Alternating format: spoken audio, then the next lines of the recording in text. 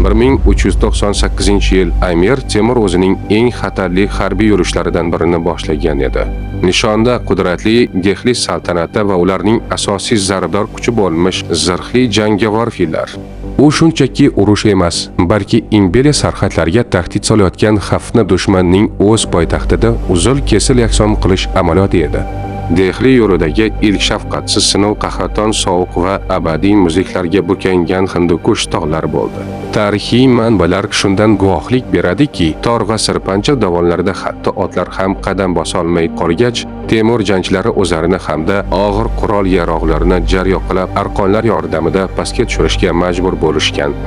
Tabiatning bu shafqatsiz sinovi Temurning po'lat irodasi oldida chekinishga majbur bo'ldi va yengilmas armiya qalin muzliklarni yorib o'tib Panjob tekisliklariga qadam qo'ydi.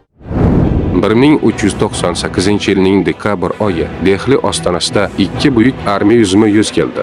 Bu shunchaki qo'shinlar emas, balki ikki xil iroda, ikki xil dunyoqarashning to'qnashuvi edi. Sohib Qur'onning sovuqqon va o'tkir nigohi Sulton Mahmudning mag'rur va o'ta jiddiy qiyofasiga ro'baro bo'ldi. Sultonning bunday xotirjamligi bejiz emasdi. Uning ortida saltanatning asosiy zarbdor kuchi 100 dan ortiq zirhli jangovar fillardan iborat yengilmas tirik devor haybat to'kib turardi. Bu vahimali jonzotlarning haybati Moron Nahr otlarini hurkitib, safni buzish xavfini keltirib chiqardi. Son sanoqsiz janglarda to'plangan harbiylar qalbida ham o'sha lahzada tahlikali shubha uyg'ongan bo'lishi tabiiy. Asablar taranglashgan shu xalqovchi pallada Amir Temurning mislsiz harbiy dahosi namoyon bo'ldi. U tarixda umuman kuzatilmagan favqulodda taktik usulni qo'llab, quruq shoh shabi orttirgan tuyalarni oldingi safga chiqardi va ularga o't qo'yishni buyurdi. Dushman fillari hujumga o'tishi bilanoq olovga burkangan tuyalar to'g'ri ularning ustiga haytaldi. Olov harorati va dahshatli shovqindan sarosimaga tushgan fillar boshqaruvni butunlay yo'qotgan edi.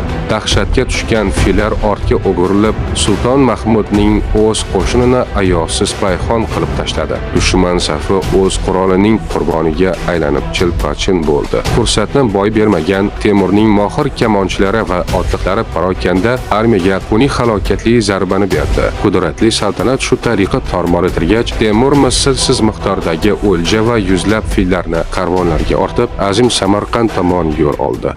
Ammo Amir Temur shunchaki fotih emas, u avvalo buyuk bunyodkor edi. Dehlidan keltirilgan mislsiz boyliklar va minglab usta hunarmandlar Moron Nahrda afsonaviy Bibi Xonim masjidini barpo etishga jalb qilindi. U zafarli yurish Temurning strategik dahosini isbotlabgina qolmay, Temuriylar renessansi uchun ulkan moddiy zamin yaratdi. Asrida ham buyuk g'alabalar faqatgina qurol kuchi bilan emas, balki sovuqqon aql va beqiyos tafakkur bilan qozonilgan. Tarixning ochilmagan sirlari va voqealarning asl mohiyatini bilish uchun aslida loyihasiga obuna bo'ling.